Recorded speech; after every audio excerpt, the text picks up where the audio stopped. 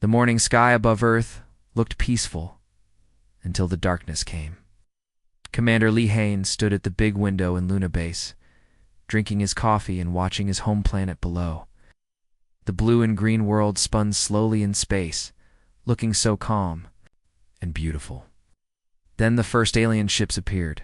They came out of nowhere, like giant black birds blocking out the sun. Lee Hoon dropped his coffee cup. It shattered on the floor, but he did not notice. His eyes were fixed on the terrible sight. Above Earth, the Hegemony Coalition had arrived. For 3 years, Earth scientists had known this day might come. The 12 alien races that ruled this part of the galaxy looked down on humans. They called Earth's people dirt crawlers and primitive beasts. The Coalition believed that humans were too stupid and violent to deserve their planet. They wanted Earth's water, its metals, and its perfect location near important space routes. Now they had come to take it. The first plasma beams hit Seoul at exactly 8:47 in the morning. Lee Hae-on watched his birth city disappear in a flash of white light so bright it hurt his eyes even from the moon. The explosion was bigger than anything humans had ever made.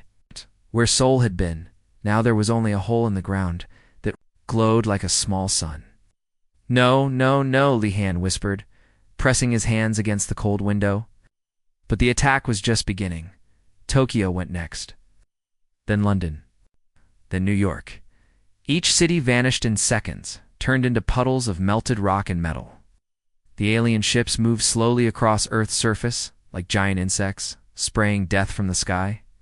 They were not in a hurry. They knew humans could not fight back. Down on Earth, Park Mina worked frantically in her laboratory. She was Earth's best scientist, the woman who had first discovered the Coalition's plans 3 years ago. Her hands shook as she typed on her computer, sending all of Earth's scientific knowledge to hidden databases in space. Maybe someone, somewhere, would survive to use this information. The bioweapons hit just as she finished uploading the last files. Park Mina watched through her lab window as green clouds spread across the forest outside. The trees began to melt. Animals fell dead in seconds. The air itself became poison. She sealed her lab's doors and kept working, even as the walls began to crack around her. "This is Park Mina, Earth Research Station 7. She spoke into her radio. "I am transmitting final data package now. Remember us. Remember what they did to us?" Then the poison clouds reached her lab and the transmission went quiet. All across Earth, the same horror repeated. The Coalition did not just want to kill humans. They wanted to kill everything. Their weapons turned forests into ash, boiled the oceans, and poisoned the air. They wanted to make sure that nothing could ever grow on Earth again except what they chose to plant. Kim Jun crouched in a maintenance tunnel deep beneath Seoul's ruins with 47 other people. They were maintenance workers, office clerks, students, and shopkeepers who had been lucky enough to be underground when the attack began. Above them, they could hear the alien patrol ships humming like giant bees as they searched for survivors. "Stay quiet," Kim Jun whispered to a crying child. "They will go away soon." But he knew the aliens would not go away. They would keep hunting until every human was dead. The tunnel was hot and dark. They had no food except some old sandwiches from a vending machine. The air tasted like smoke and chemicals. Some people were already getting sick from breathing the poison that was seeping down from the surface. But they were alive, and that was more than most humans could say. For 3 days and nights, the Coalition ships burned Earth. They worked carefully, methodically, like doctors cutting out a disease.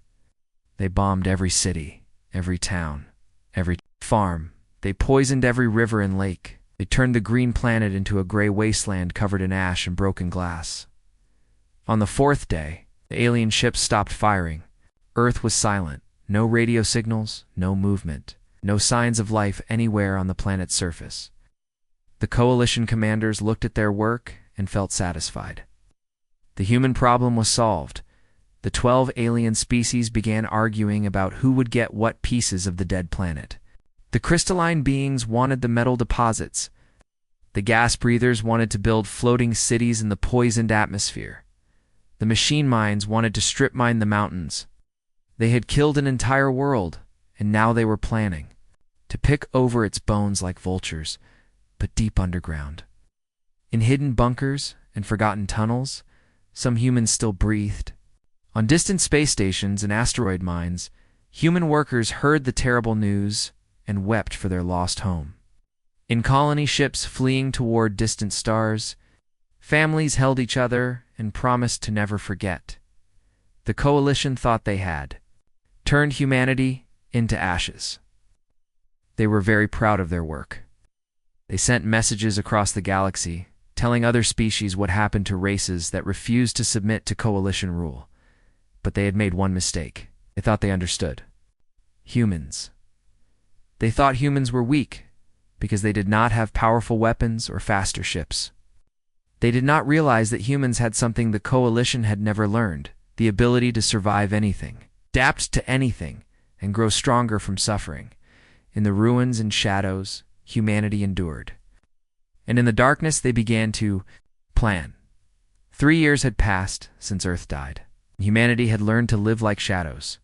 Dr. Choibin crawled through the twisted metal wreckage of what used to be a coalition supply station. His hands were dirty and cut, but they no longer shook like they did in the early days. 3 years of hiding, stealing, and surviving had made him steady and calm. "Pass me the energy scanner," he whispered to Yunsu, his young assistant. Girl was only 19, but she had grown up fast in the ruins of their civilization. She handed him the device they had built from scraps of alien technology. Choibin carefully removed a glowing blue crystal from the broken weapon system. It was warm in his hands and hummed with power. "Look at this," he said, holding it up to the light. "Their energy matrices are beautiful, but they rely too heavily on quantum resonance. There's a weakness here." Yunsu peered at the crystal through her magnifying glass. "What kind of weakness?" "They build their weapons to be perfect," Choibin explained, "but perfect things are rigid. They cannot change or adapt. If we can find the right frequency, we can make their own weapons turn against them." This was how humans live now. They moved from one destroyed coalition base to another, picking through the wreckage like scavengers. But they were not just looking for food or supplies. They were learning. Every piece of alien technology they found taught them something new about their enemies. Far away on Mars, Lee Hanna sat in a hidden underground laboratory built inside an old mining tunnel. Banks of computers surrounded her, their screens glowing in the darkness. She had been listening to alien radio signals for weeks, trying to decode their messages. The coalition aliens thought they were so smart, so advanced. They sent their military orders and supply schedules through space without any encryption at all. It was like they were shouting their secrets for anyone to hear. They never imagined that the primitive humans could understand their communications. Incredible. Lee Hanna muttered as she decoded another message. "They're planning to move 3 supply convoys through the Centauri system next week. And look at this. They're arguing about who gets to claim the asteroids there." She had discovered something amazing. The coalition was not really united at all. The 12 different alien species barely liked each other.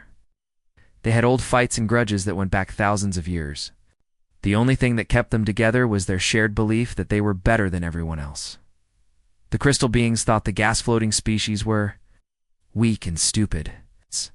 The machine minds considered the biological aliens to be messy and inefficient. The tentacled ones hated the ones with too many eyes.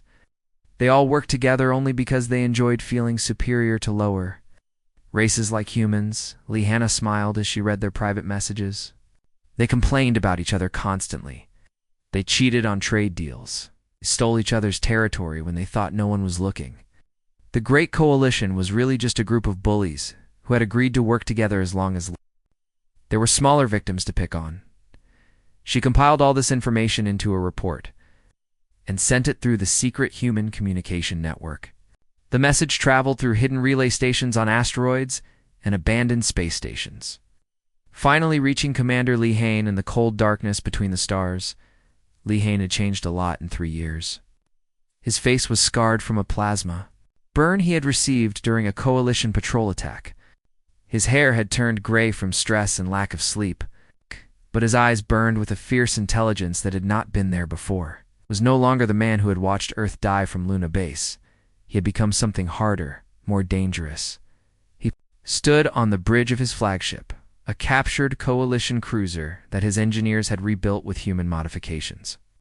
Around him, holographic star charts showed the locations of every human survivor group they had found. Red dots marked Coalition bases. Blue lines showed supply routes. Green markers indicated safe hiding places. 2 million survivors, he said.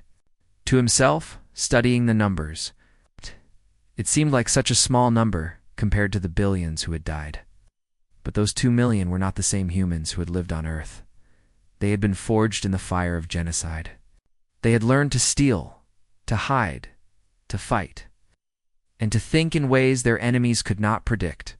His small fleet consisted of 12 ships. All of them captured Coalition vessels that had been torn apart and rebuilt. Human engineers had combined alien technology with human creativity, creating something new and unexpected. The ships looked like Coalition vessels from the outside, but inside, they were different. They could do things that no Coalition ship was designed to do. Lee Heen read Lee Hanna's intelligence report with growing excitement. The Coalition's communications were wide open. Their supply routes were predictable. Their alliance was fragile. And most importantly, they still thought humans were extinct. They made a mistake, he said to his crew. They assumed we would die quietly like good little primitives. They never imagined we would learn to hunt. The other survivors on the bridge looked at their commander with respect and fear. They had all seen what humans could become when they had nothing left to lose. They had learned to be patient, to plan, to strike when their enemies were not expecting it. In the early days after Earth's fall, survivors had run and hidden like frightened animals. But 3 years of desperation had taught them something. The Coalition had never learned. It had learned to be predators. The hunt was about to begin. The Coalition convoy moved slowly through the asteroid field. 3 massive cargo ships protected by 6 fighter escorts. The alien crews were relaxed and confident. This was a safe route they had used for years. No one had ever attacked them here before. Captain Park J watched from behind a large asteroid, his heart beating fast with excitement. His squadron of 5 fighters was hidden in the shadows, waiting for his signal. These were not the sleek Coalition ships they appeared to be. Human engineers had torn them apart and rebuilt them with new systems that could do impossible things.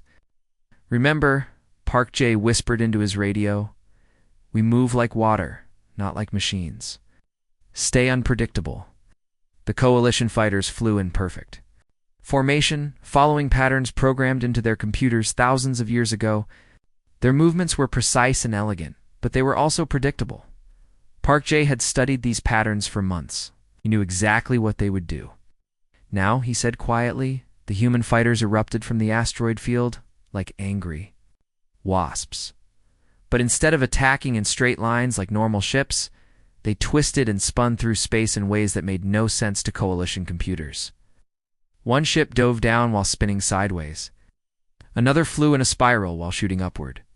A third moved in a zigzag pattern that kept changing direction every few seconds. The Coalition pilots tried to lock their weapons onto the human ships, but their targeting computers could not keep up. The patterns were too random, too chaotic. Every time they thought they had a target, the human ship would do something unexpected and slip away. Park J's fighter danced between the enemy ships like a leaf in the wind. His weapons charged up and fired in quick bursts. Each shot hit exactly where he aimed it. Within 3 minutes, all 6 Coalition escort fighters were floating dead in space. The cargo ships tried to run, but they were too slow and heavy. Park J's squadron surrounded them like wolves circling sheep. The alien crews surrendered without firing a shot. Supplies captured, prisoners taken, Park J reported. No survivors to report back. The convoy just disappeared. On the captured cargo, ship's bridge, Engineer Song Woo worked frantically at the alien control panels. Her fingers moved across the strange symbols and glowing buttons like she was playing a musical instrument. She had spent years learning how these systems worked, and now she understood them better than the aliens who built them. "Look at this," she said to her team of human engineers. Their shield harmonics are based on mathematical constants. They use the same frequencies every time because they think perfect numbers make perfect defenses. Her assistant, a young man named Kim Ro, scratched his head. "What's wrong with that?" Song-woo smiled. "Humans don't think in constants. We think in variables. Change, we adapt, we improvise. Watch this." She connected a human computer to the alien shield system and began typing commands. The shields. Energy patterns started changing every few seconds, shifting from one frequency to another in a pattern that seemed random, but was actually controlled by human creativity.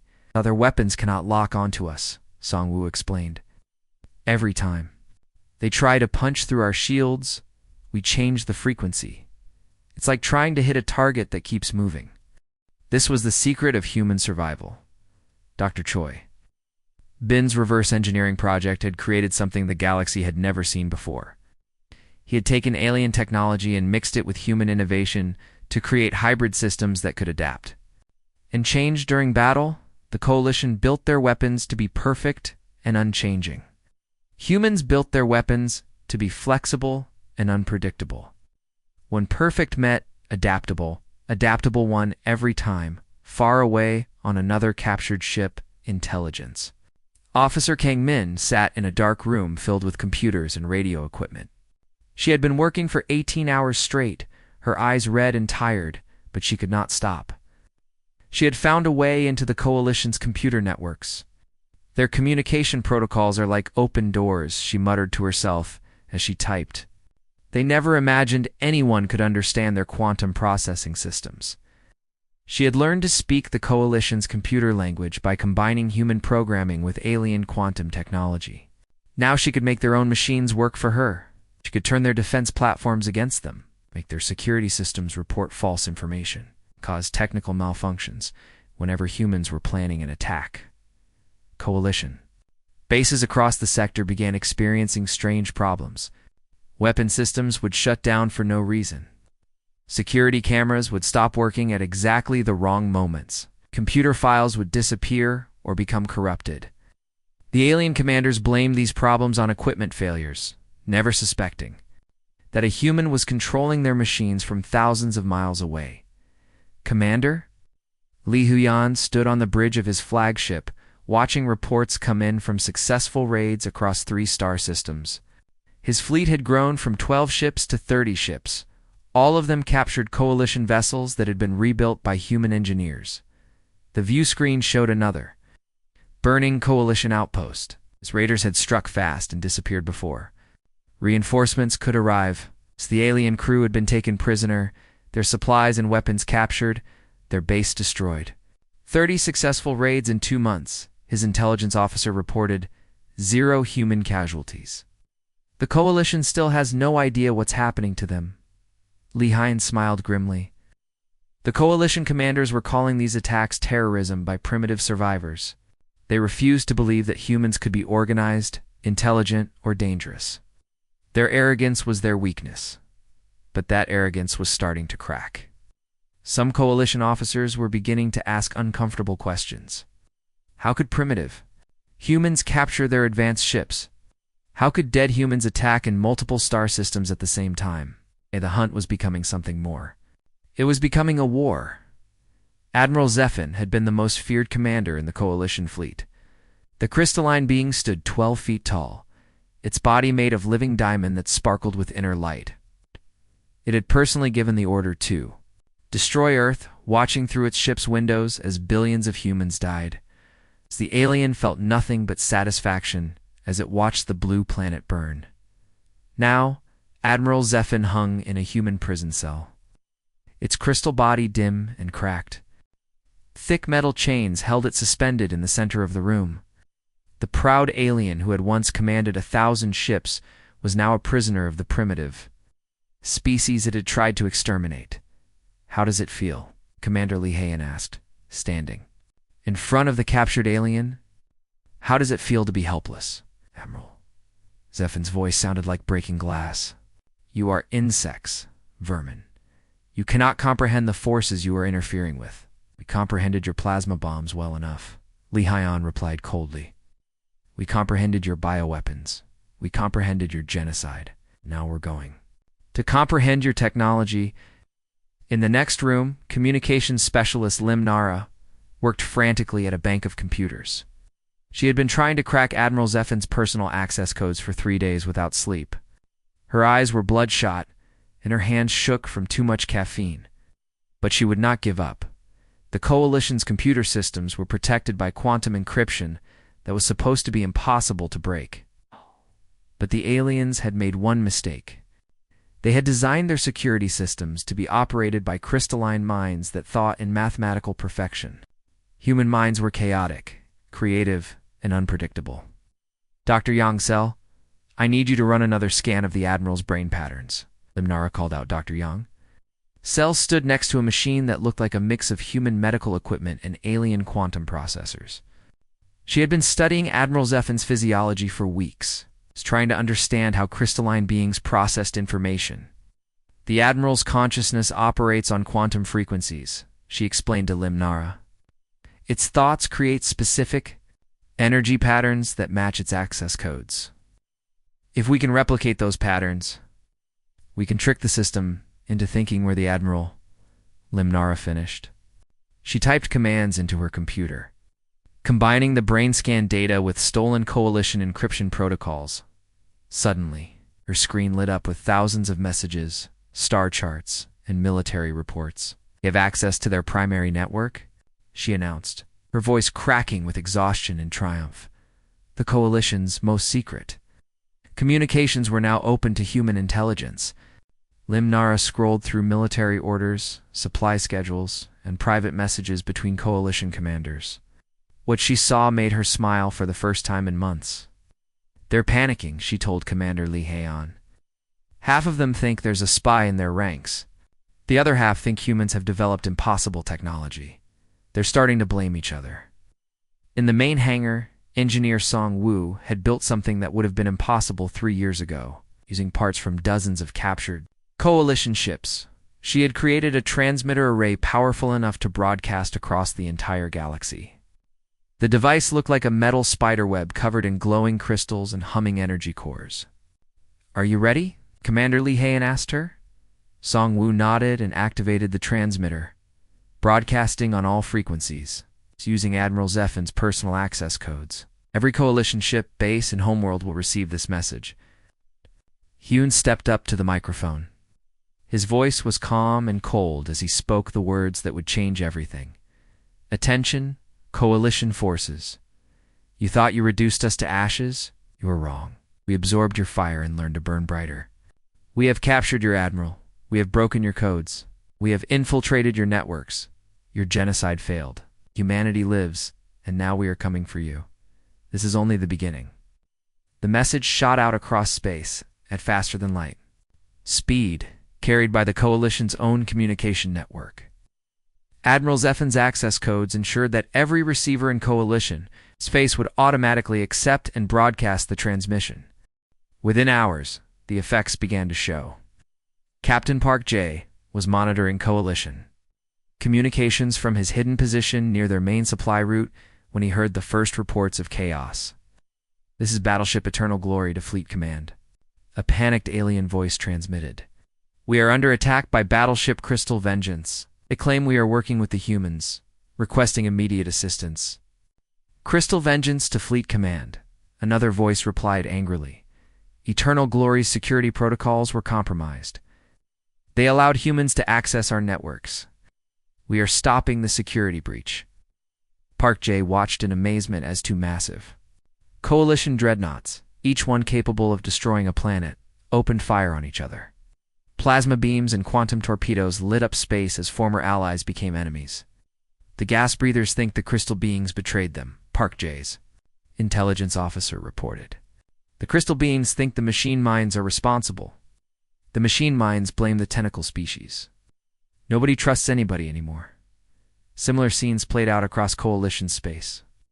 The 12-member species had always disliked each other, held together only by their shared superiority over lesser races.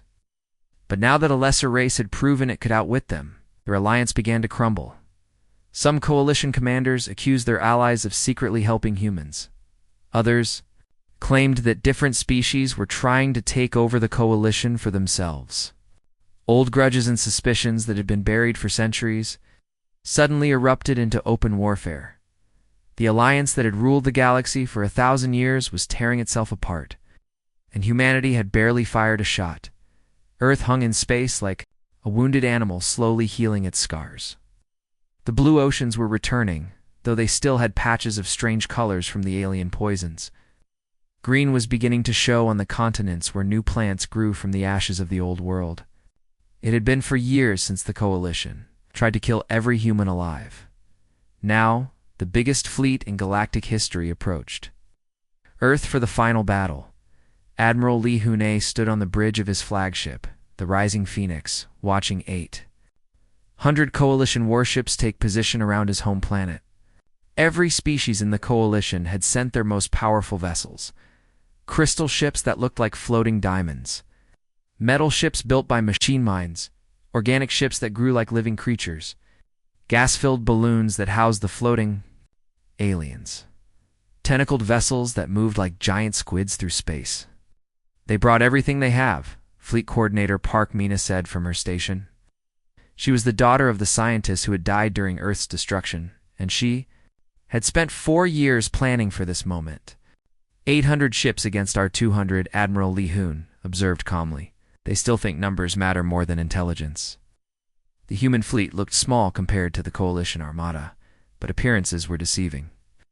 Every human ship was a hybrid creation, built from captured alien technology and improved with human creativity. They looked like Coalition vessels from the outside. But inside, they were something entirely new. The Coalition commander, a massive crystalline being called Supreme Admiral Corvax, broadcast a message across all frequencies. Surrender now, vermin. You have caused enough chaos. Submit to extermination, and your deaths will be quick. Admiral Lee Hoon smiled grimly and opened his own communication channel. We tried surrender once. 4 years ago, we were peaceful. You answered with genocide. Now we have learned to speak your language. The battle began with the Coalition fleet moving into their traditional attack formation. A perfect geometric pattern that had won battles for 1,000 years. Their ships moved in precise lines, following battle plans programmed into their computers centuries ago. They still think in predetermined patterns, Park Mina reported, studying her tactical screens. Same formations, same strategies. They can't adapt fast enough to match us. The human fleet responded in a way that no Coalition computer could predict. Instead of forming straight battle lines, they moved like a school of fish avoiding a shark. Some ships dove down, while others spiraled up. Groups of vessels would suddenly scatter in different directions, then regroup in unexpected places. Captain Songwoo, now an engineering commander, had spent months programming the human weapons. To learn and adapt during battle, every time a Coalition ship fired at a human vessel, the human computers analyzed the attack and immediately developed a counter-strategy. The first, Coalition plasma barrage should have destroyed 50 human ships. Instead, the human vessels seemed to dance around the energy beams like leaves in the wind. Their shields changed frequency every few seconds, making them nearly impossible to target effectively. How are they doing that? Supreme Admiral Corvax demanded as his perfect attack. Formation began to fall apart. The human ships struck back with weapons that seemed to think for themselves. Energy beams that curved around obstacles to hit their targets. Missiles that changed direction multiple times before striking. Plasma bolts that split into smaller pieces when Coalition shields tried to block them. Our weapons are learning, Song Woo reported to Admiral Lee Hyen. Every time they adapt to our attacks, our systems create new attack patterns. We're evolving faster than they can respond. The battle became a symphony of controlled chaos. Human ships moved through three-dimensional space in patterns that seemed random, but were actually carefully coordinated. They would appear to be retreating, then suddenly swarm around isolated Coalition. Vessels like angry bees, the Coalition's ancient alliance began to crack under pressure. When a group of crystal ships was destroyed by human attackers, the gas-floating species refused to help them, claiming it was not their sector to defend. When machine mind vessels came under attack, the tentacled species accused them of poor tactical planning. "They're abandoning each other," Park Mina observed with satisfaction. For years of mistrust and paranoia, finally paying off. Supreme. Admiral Korvax watched his perfect fleet dissolve into chaos. Some species began retreating without orders.